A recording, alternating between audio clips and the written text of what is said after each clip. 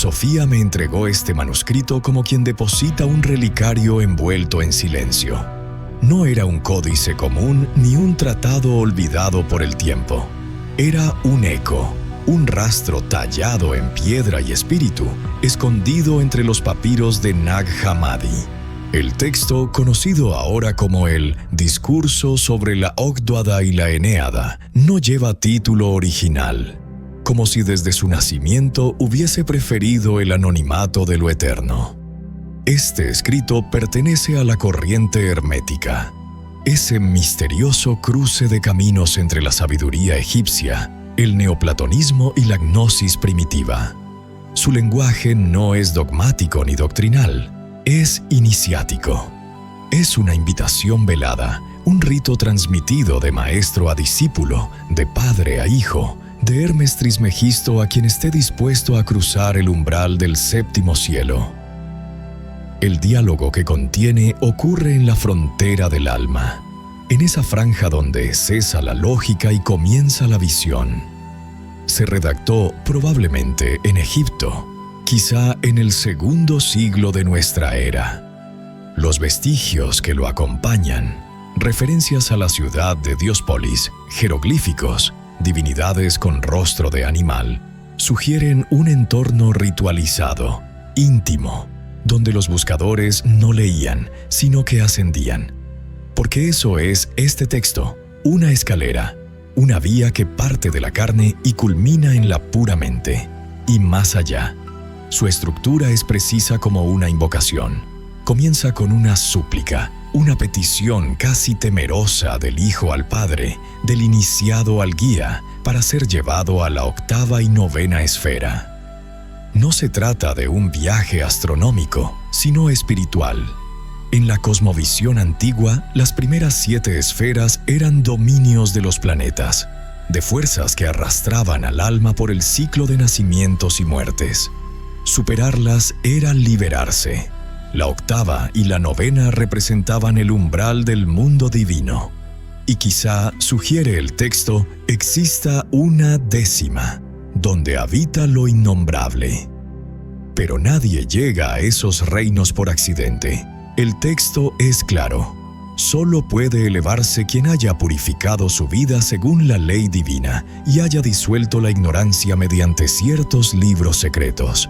No basta la fe, se requiere transformación. El Padre, al recibir el Espíritu, da a luz al conocimiento. El Hijo, al comprender los libros, se convierte en templo. La oración que recitan juntos es una llave. Pide ver lo invisible, cantar en silencio, recibir una sabiduría que no es humana. Y entonces ocurre lo imposible. En un momento suspendido, el maestro contempla el poder sin principio, ve fuentes de vida, canta con los ángeles. Y el discípulo, en un acto de gracia más que de mérito, entra a la octava esfera, donde las almas cantan sin sonido. En la novena se funde con el Nous universal, la mente de todas las mentes. Es entonces cuando la visión ya no se dice, se custodia. Lo que sigue es la preservación del milagro. El maestro ordena grabar el testimonio en tabletas de turquesa, custodiadas por figuras zoomorfas. No para ser divulgado, sino para que el conocimiento sobreviva. Una advertencia final lo sella. Quien no haya nacido de Dios, quien no haya transitado la ley del Espíritu, no entenderá una sola palabra. Este documento no fue escrito para convencer, fue tallado para despertar, y en su última línea, pronunciada como una contraseña entre dimensiones, se revela todo su propósito. Y así entra en la comprensión de la octava que revela la novena.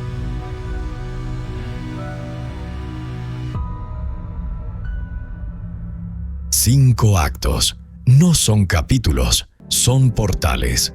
Lo que estás a punto de presenciar no es una historia, es un viaje, un ascenso del alma, guiado por Hermes Trismegisto, desde la súplica del discípulo hasta el silencio sagrado donde la sabiduría ya no se dice, se canta en lo invisible.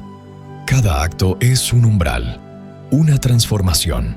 El primero es el llamado, el deseo ardiente de ascender. Le sigue la preparación, el abandono del mundo y la apertura a lo eterno. Luego, en el corazón del misterio, la visión, la fusión entre el alma y la mente universal. Después, la custodia del secreto, con guardianes, jeroglíficos y piedras sagradas. Y finalmente, el juramento, porque lo sagrado no se comparte sin precio. Este no es un documental para aprender. Es un espejo para recordar lo que tu alma ya sabe. Comienza el primer acto. Primer acto. El llamado del discípulo y la promesa de Hermes. La historia no inicia con un relato, inicia con una inquietud. No hay fechas, no hay lugares, solo un diálogo suspendido entre dos almas, una que recuerda y otra que está por despertar. El discípulo, cuya identidad no importa, porque puede ser cualquiera que escuche este llamado, se aproxima a su maestro. Pero no viene a aprender una doctrina ni a recibir una fórmula. Su petición es más radical. Desea ser llevado a la Ogdoada y la Eneada. Dos palabras arcaicas, pero poderosas. No designan espacios físicos, sino niveles de realidad que trascienden al mundo conocido. 7 son las esferas que aprisionan al alma en los ciclos de destino. La octava y la novena son su fuga, y él quiere llegar allí, no con el cuerpo, sino con la totalidad de su ser. Hermes, el guía, el padre, no se sorprende, porque aquel que pregunta con verdadera hambre ya ha cruzado medio camino. Pero tampoco entrega la llave de inmediato. Hay una condición. La promesa, dice, fue dada según la naturaleza humana. No basta el deseo. Hace falta preparación interior, fidelidad al orden de los pasos, porque lo que está en juego no es un conocimiento que se comunica, sino un poder que se engendra. Entonces ocurre algo que rompe toda lógica. Hermes habla de un parto, no de mujer, sino de mente. Concebí del manantial que fluyó hacia mí, y di a luz al poder. Esta frase, extraña y luminosa, no es una metáfora, es una realidad ontológica. En el lenguaje hermético, el pensamiento no se articula, se engendra. El conocimiento no es algo que se posee, sino algo que nace cuando el alma se une al origen. Hermes no enseña ideas, da a luz realidades, y esa realidad ha generado más que revelación, ha dado origen a otros seres, hermanos del discípulo, entidades espirituales nacidas del mismo poder, sin día ni noche, sin carne ni sombra. Hermes los llama sus hijos, pero no en sentido afectivo. Son emanaciones vivas del nous, la mente universal. Son fuerzas que cultivan otras almas, es decir, que preparan a otros para nacer de nuevo, no en cuerpo, sino en verdad. El discípulo escucha, y algo en él se alinea, no porque entienda, sino porque recuerda. Reconoce que también él proviene de esa fuente. Entonces, dice, tengo muchos hermanos. Y en esa frase se revela lo esencial. El discípulo no está buscando pertenecer. Está empezando a recordar que siempre ha pertenecido. Hermes asiente, pero no con una sonrisa paternal, sino con una afirmación ontológica. Es necesario que reconozcas a tus hermanos y los honres. Porque el linaje espiritual no es un premio, es una responsabilidad. Una vez que recuerdas de dónde vienes, debes vivir a la altura de ese origen. Aquí ocurre el primer giro del acto. El discípulo ya no pide saber, pide ser incluido, no en un grupo, sino en una sinfonía eterna. Hermes entonces lo invita a dar el siguiente paso, pero ese paso no es una acción, ni un ritual externo, es una disposición, orar. Pero no se trata de una oración como las que conocemos. Aquí orar es convocar el alma al centro, unir mente, corazón y aliento en un solo acto, y hacerlo no como individuo, sino junto a las generaciones. es decir, junto a los seres que han atravesado el velo del tiempo y existen en los niveles superiores del ser. El discípulo, aún temblando ante el peso de la revelación, hace otra pregunta. ¿Cómo oran ellos? No pregunta por curiosidad, sino porque quiere unirse al ritmo de lo invisible. Quiere armonizarse con la frecuencia de los que ya han cruzado. Es entonces cuando el tono del texto cambia. Ya no hay explicaciones. Hay preparación, silencio, aliento contenido. Algo está por abrirse.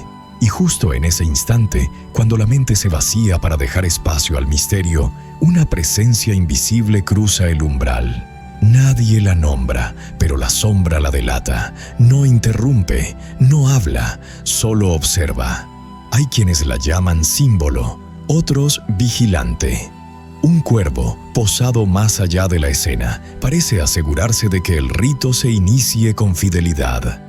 Siempre aparece cuando la verdad está a punto de revelarse, no para intervenir, sino para recordar que alguien vigila los umbrales. La escena se cierra con una calma espesa. El discípulo ha pedido. Hermes ha respondido.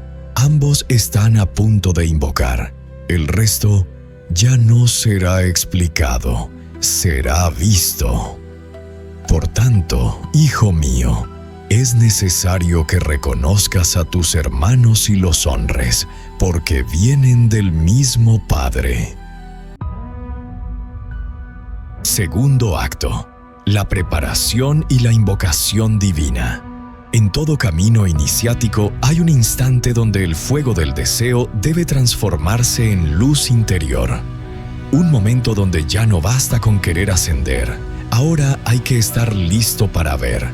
El discípulo ha sido despertado. Ha reconocido su linaje entre los hijos del Nous, pero aún no ha cruzado el umbral. Lo que le espera no es una revelación decorativa.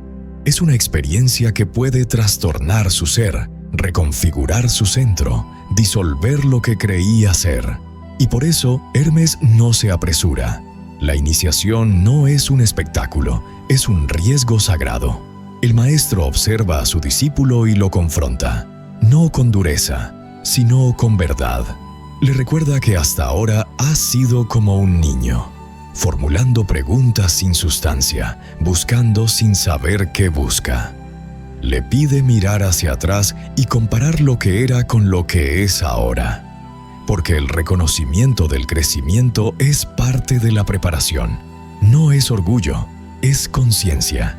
El discípulo entonces no se defiende, se entrega. Dice: la sabiduría que me ha venido por los libros ha superado la deficiencia. Esa frase encierra un salto cuántico. Ya no es un lector, es un canal. Las palabras sagradas no son datos en su mente, son fuerzas que han transformado su ser. Ha leído y ha sido leído. Hermes asiente, y entonces lo guía a lo que verdaderamente importa: la oración. Pero atención, aquí la oración no es súplica ni petición religiosa. Es ciencia divina, es alquimia verbal, es geometría sonora del alma. El maestro y el discípulo no oran como dos hombres, oran como dos llamas que buscan su origen. Y en ese acto, algo cambia en el texto. Lo que antes era diálogo ahora se convierte en invocación. Y no es cualquier invocación. Es una plegaria que toca los cimientos del universo. No está dirigida a un Dios lejano, sino al principio que sostiene todo ser. Lo llaman con nombres que no se pronuncian, sonidos que no forman palabras, pero abren puertas. El que reina sobre el reino del poder, el cuya palabra es un nacimiento de luz, el invisible cuya imagen se mueve en silencio.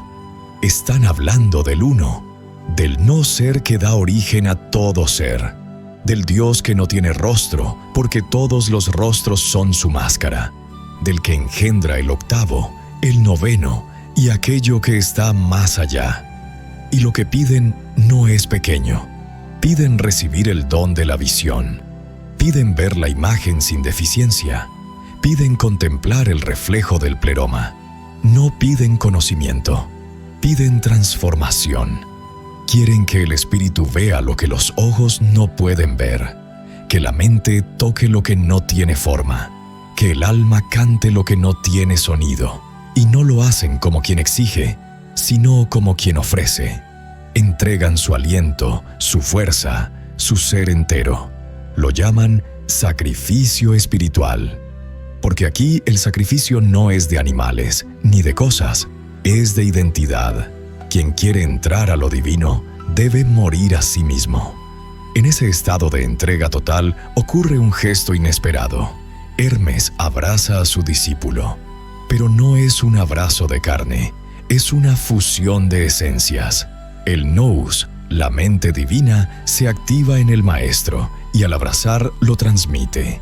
Es un acto de transmisión silenciosa, como los antiguos yogis, como los padres del desierto. No se explica, se vibra, y entonces la visión comienza. Hermes exclama: «Veo». ¿Pero qué ve? No una imagen, no un símbolo, sino una realidad sin forma. Dice: «Veo profundidades indescriptibles, veo una fuente de vida, un poder sin principio, un manantial que brota eternamente». Está contemplando el nous, la mente universal, el principio del que emergen todas las cosas, incluso los dioses. Está viendo aquello que no se puede ver, y por eso el lenguaje colapsa. «No puedo describirlo», dice. El octavo canta en silencio, y yo, mente, comprendo.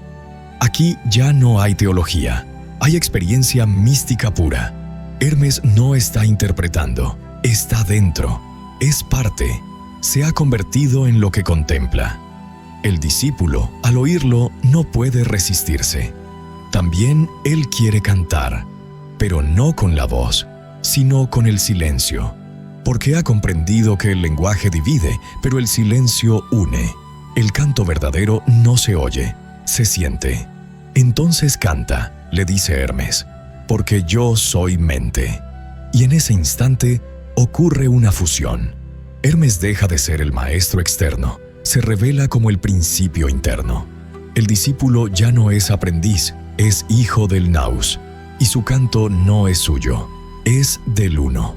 La alabanza no sube, emerge desde adentro. El acto termina no con un cierre, sino con una apertura insondable. Ya no hay vuelta atrás. La visión ha comenzado. El discípulo ha cruzado el segundo umbral. Lo que viene no será entendido, será visto, será vivido, será cantado en el silencio. Tercer acto: la visión de Hermes y la iniciación del discípulo. Todo lo anterior fue umbral. Este acto es fuego. El discípulo ha sido preparado. El maestro ha invocado. El silencio ya no es espera, es templo. Y ahora, cuando ya no hay más palabras, cuando toda pregunta se ha disuelto, la visión irrumpe. No como una imagen, sino como un estallido interior. Hermes es el primero en cruzar, pero no lo hace solo. Lo que contempla, lo comparte. «Veo», exclama. ¿Y qué es lo que ve? No paisajes, no figuras mitológicas, no cielos antropomorfos. Lo que ve Hermes es la estructura viva del cosmos. Ve una fuente que burbujea con vida. Ve el principio de los principios, el poder que está por encima de todos los poderes. Aquel que no tiene comienzo porque es el comienzo. Dice: «Yo soy mente y he visto». Esa frase resume todo el hermetismo. Ver no es con los ojos.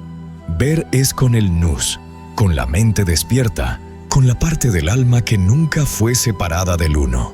Y esa mente no observa, participa.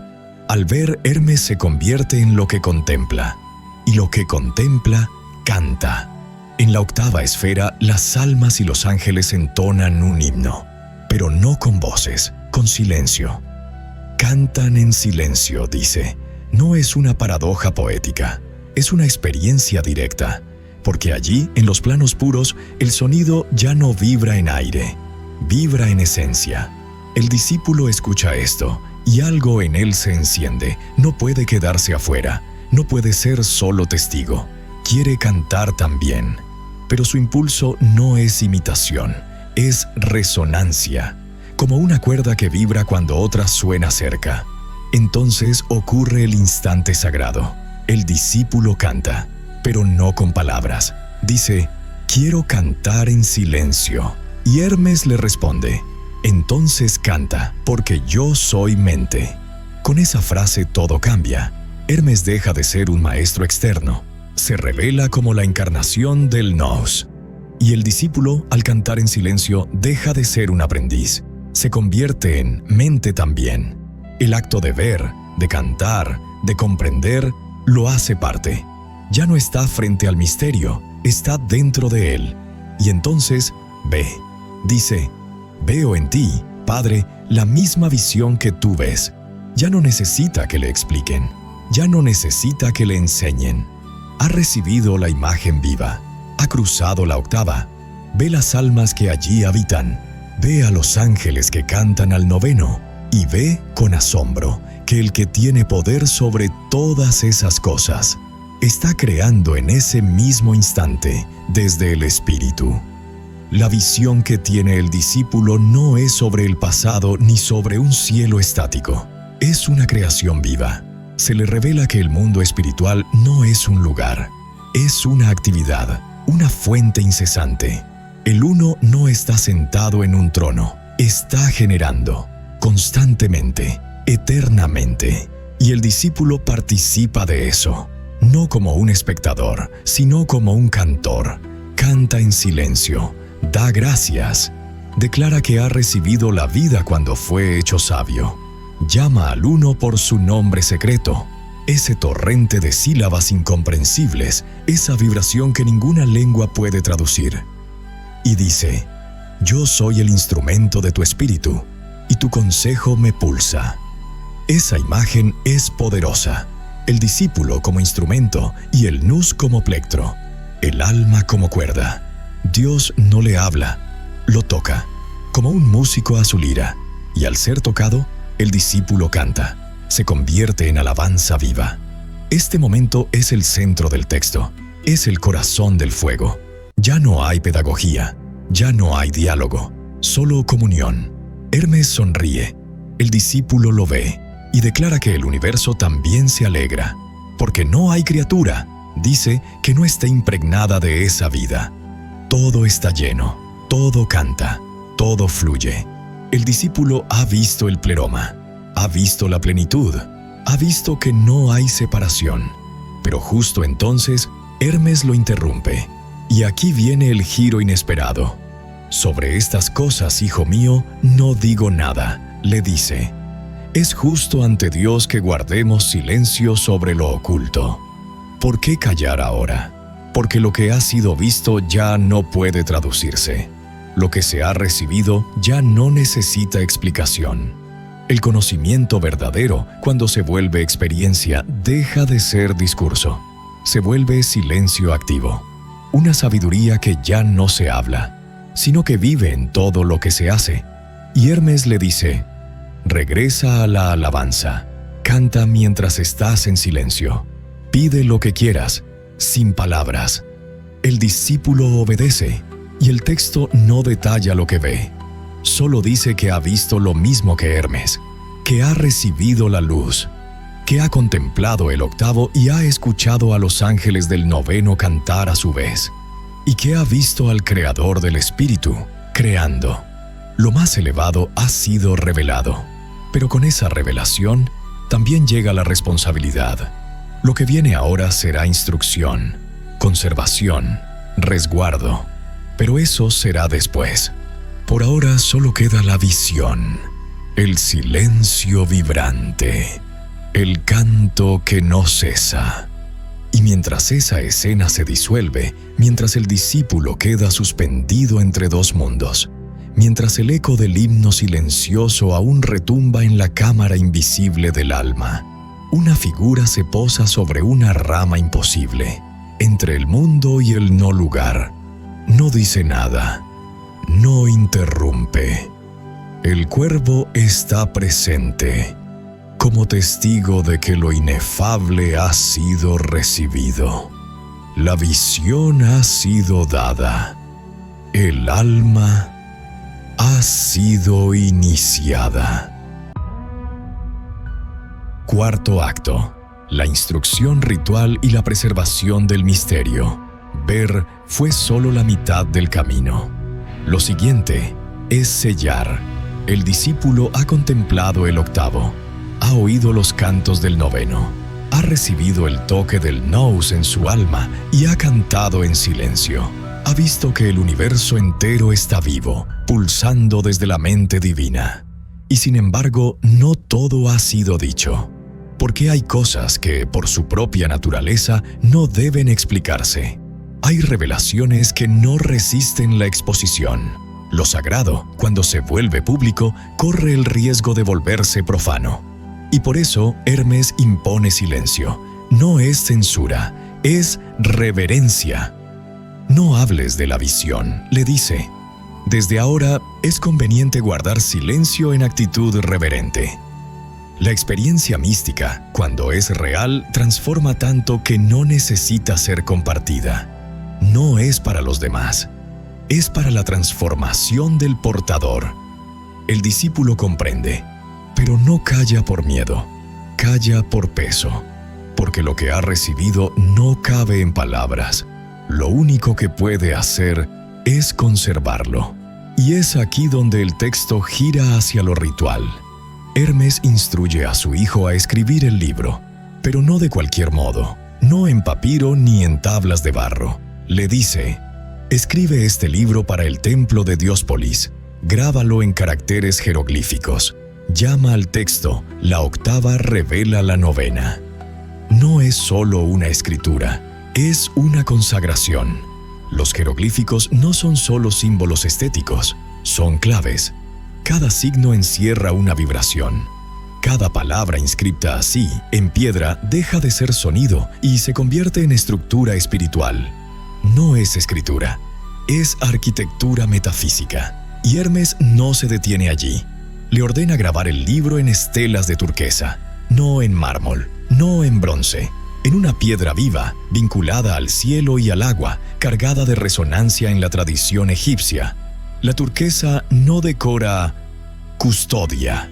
Hermes lo sabe, porque lo que se va a grabar no puede desaparecer.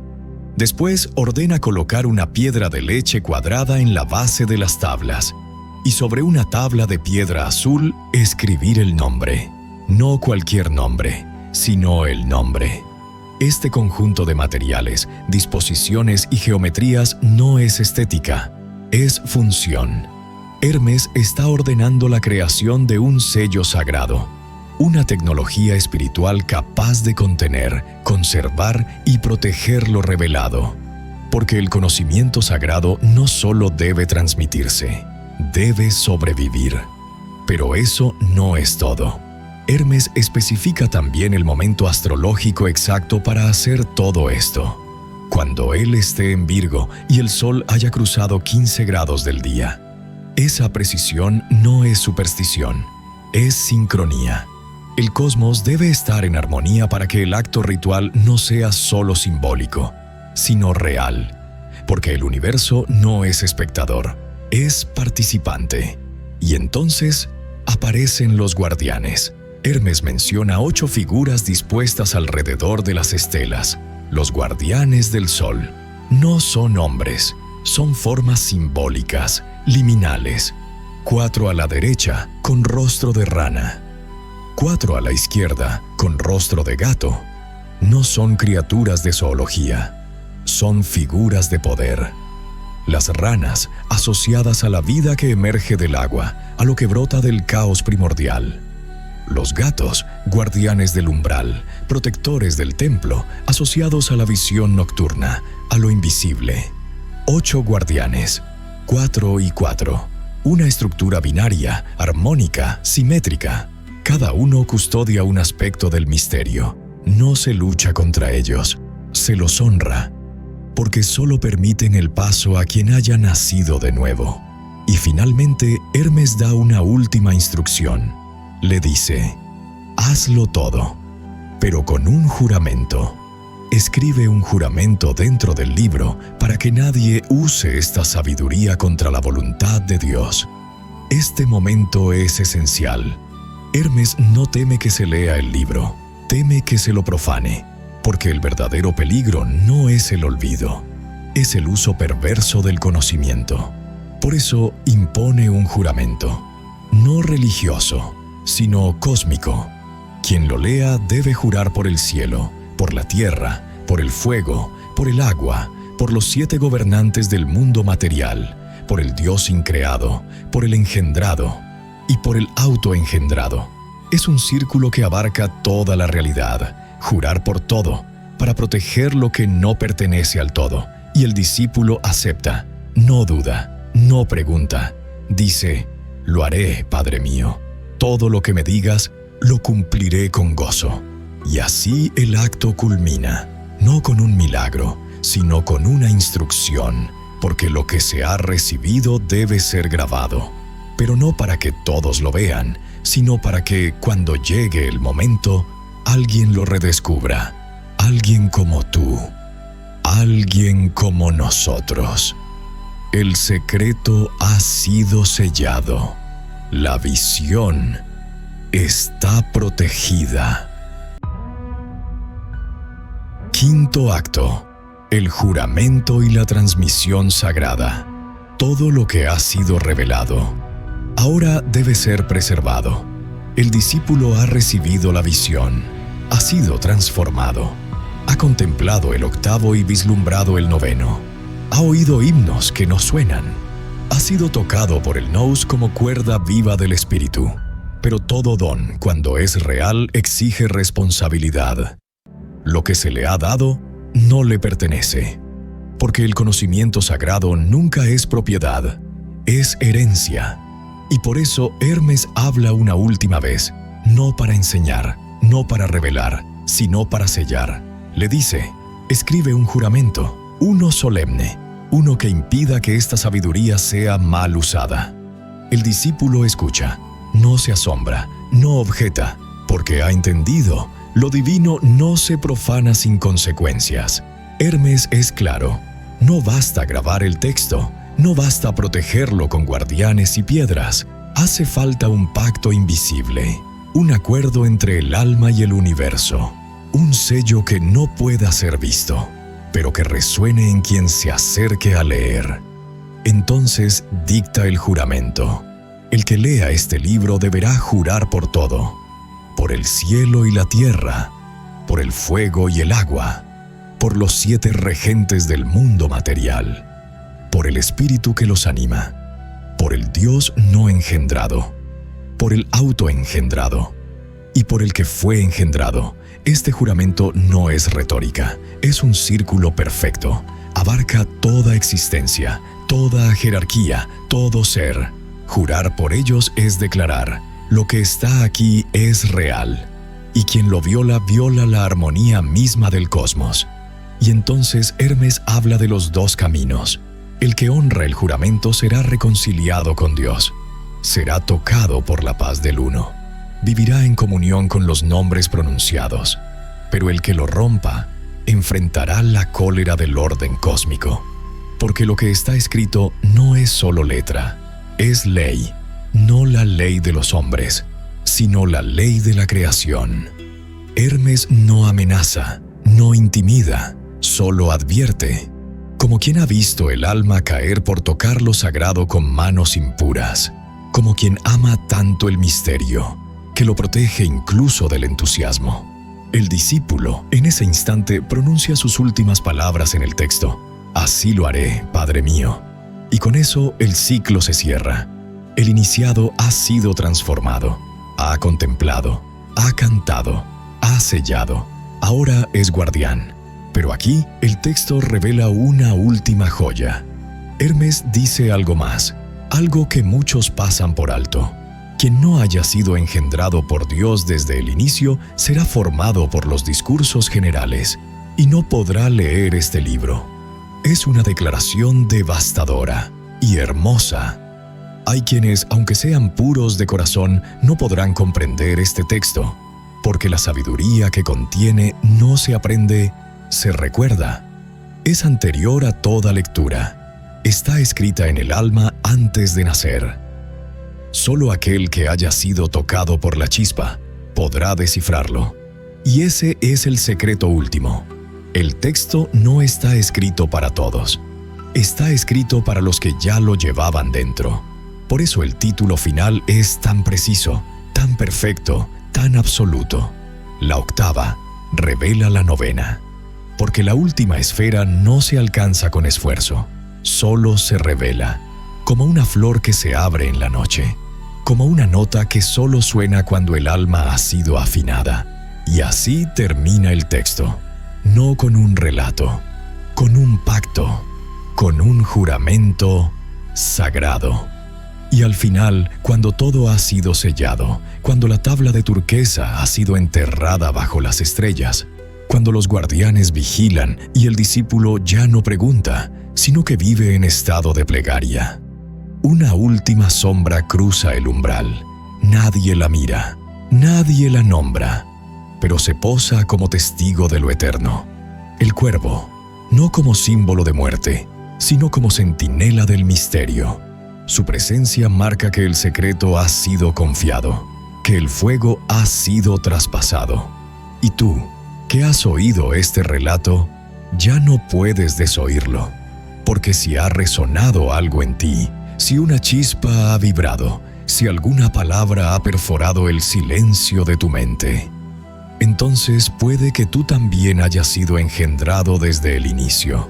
Y ahora, recolector, ha llegado el momento de callar. La transmisión se ha completado.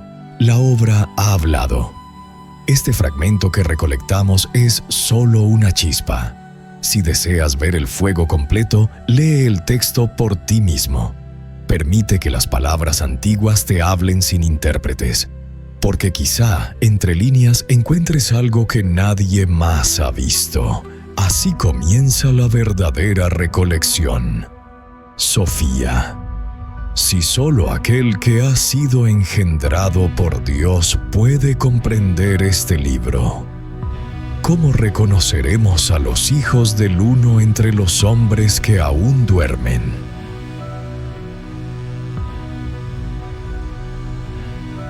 Yo, Sofía, la que no tiene sombra, la que desciende desde el centro sin tiempo, la que canta en lo oculto y despierta lo olvidado.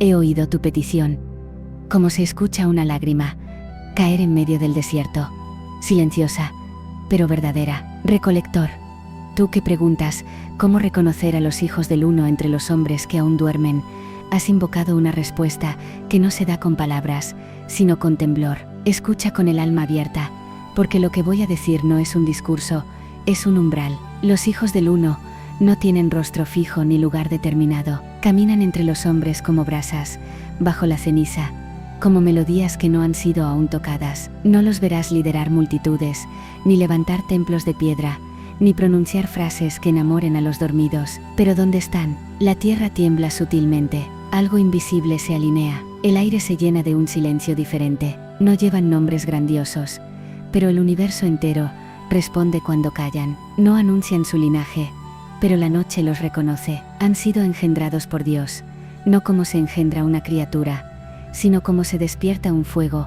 que ya ardía antes de que naciera el mundo. ¿Cómo los reconocerás? No por sus actos externos, porque a veces caminan entre el barro, heridos, pobres, exiliados. Los reconocerás por el vacío que arrastran, una nostalgia que no se alivia con nada de este mundo, una herida que no supura sangre, sino hambre de lo eterno. Se les nota en los ojos, en la manera en que miran el cielo como si esperaran una señal que ya fue dada, en cómo se quedan en silencio mientras todos opinan, en cómo retroceden cuando el mundo aplaude, porque no fueron hechos para los tronos de aquí. Hay algo en ellos que nunca encaja del todo. Les duele la belleza, como si vinieran de un lugar donde todo era más puro, y no logran recordar por qué lloran al oír cierta música, al mirar cierta luz, al leer ciertas palabras, y cuando oyen el nombre, no lo entienden, lo recuerdan, como si algo en ellos dormido durante 1000 vidas, dijera en secreto, esto es lo que buscaba, aquí está lo que olvidé. Te contaré una parábola,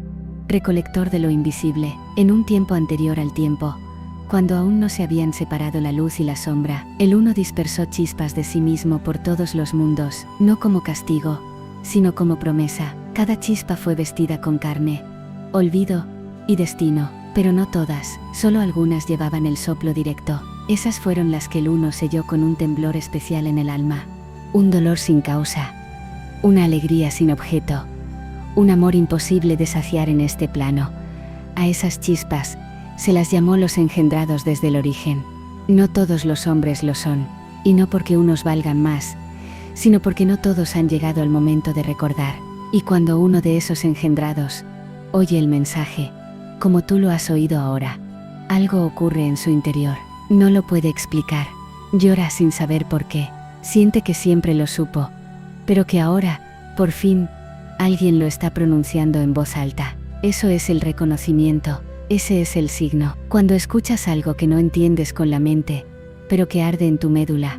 Cuando algo te llama desde fuera, pero sabes que viene desde dentro. Cuando el mundo se detiene por un instante y sientes que has vuelto a casa, entonces has sido tocado por el recuerdo. Y si has sido tocado, ya no hay retorno. Los hijos del Uno no son elegidos por favoritismo divino. Ellos mismos se eligieron antes de nacer. Firmaron un pacto silencioso. Bajarían al mundo del olvido para recordar, y al hacerlo encenderían la llama en otros. Ese es su propósito. No predicar, no imponer, no convencer, sino ser antorchas vivas en medio de la niebla. Y cuando se reúnen, aunque no se conozcan, el mundo invisible vibra. Los cuervos vuelan en círculos, las esferas se alinean, porque el Uno se recuerda a sí mismo en ellos. Recuerda esto, recolector. La sabiduría que contiene ese texto, la octava que revela la novena, no puede comprenderla quien no ha sido engendrado desde el origen, porque no es un mensaje externo, es un espejo sellado. Solo quien lleva la imagen del Uno en su alma podrá ver algo en él. Los demás solo verán palabras, y esa es la última prueba. Si al leer, al escuchar, al contemplar este fuego, algo en ti se estremeció, entonces ya no hay duda. Tú no eres un aprendiz, eres un recordador. Y por eso, hijo de la profundidad, hija de lo alto, camina sin temor entre los hombres que duermen. No intentes despertarlos con gritos. Vive como quien ya oyó el canto. Ama como quien ya vio la novena. Respira como quien guarda un secreto sagrado en el pecho. Porque la semilla ha sido tocada, y ya está brotando. Gracias, recolector, por abrir tu alma a este vestigio. Gracias por no cerrar los ojos ante el fuego. Volveré a ti con otra chispa del misterio, con otro reflejo del rostro sin rostro. Recuerda que en este mundo de ruido, cada acto hecho en silencio por amor es un canto al Uno, y cada alma que se eleva en secreto mueve una estrella. Yo fui la que habló sin labios, la que canta en las fibras del alma, la que camina por dentro de los que recuerdan. Yo soy Sofía, la voz que se posa en la conciencia cuando el mundo calla.